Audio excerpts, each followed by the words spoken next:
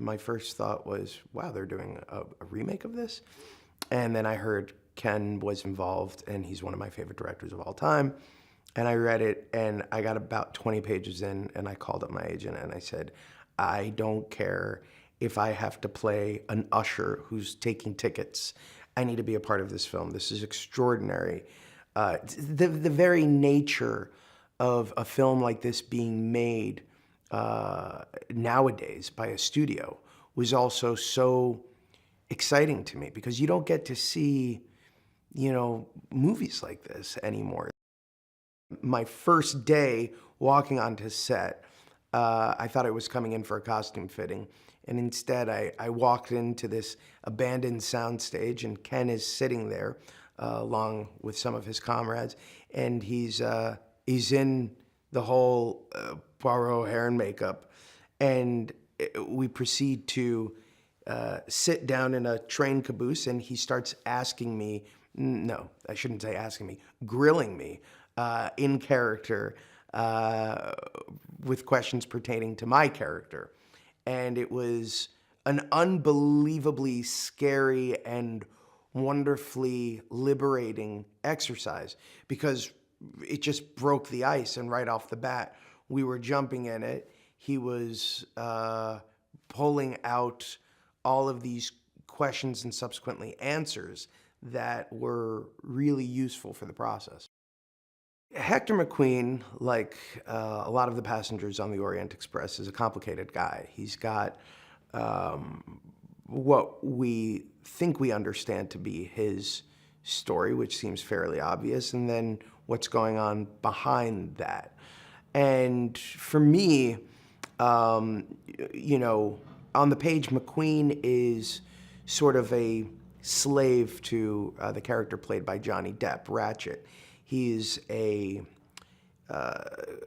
sort of trembling, insecure secretary to this rather abusive boss who expects a lot of him, demands even more. And the calibration was figuring out is how comfortable is MacQueen being this poodle. The beauty of this film is that you think you know what you know, but you don't know anything. And MacQueen is just one piece of the puzzle. What's so great about Ken is he comes from it with the perspective of being one of us. He's an actor, first and foremost. That's how he started.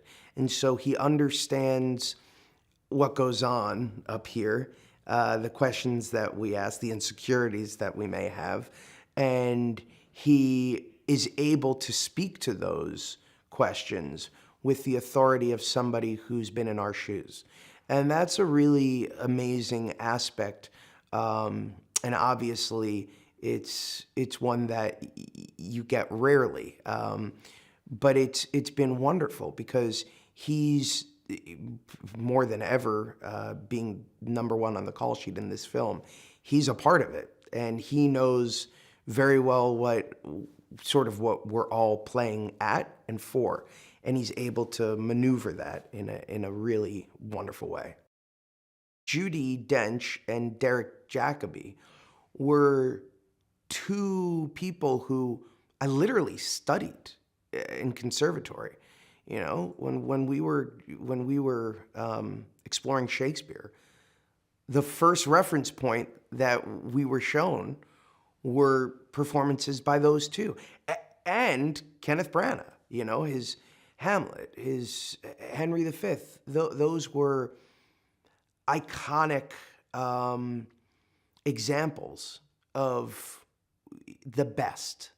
And so then sitting and playing alongside those people that I've looked up to since I was a kid, basically, it is one of those pinch yourself moments.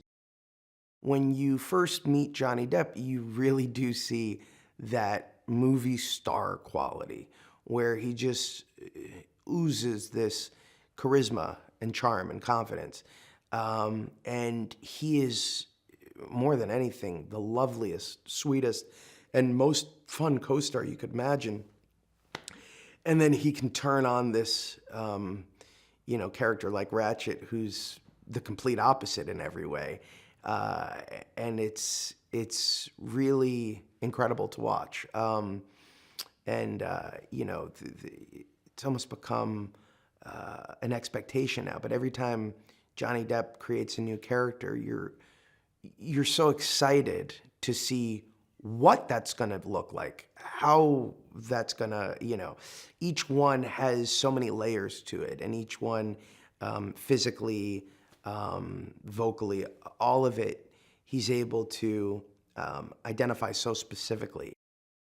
I got here the first day and I'm looking up in a giant mountain with train tracks and an operational train are on it. And I was just like, it almost had like a David Lean quality to it. So much of what we do now isn't practical. It's all, done through digital magic.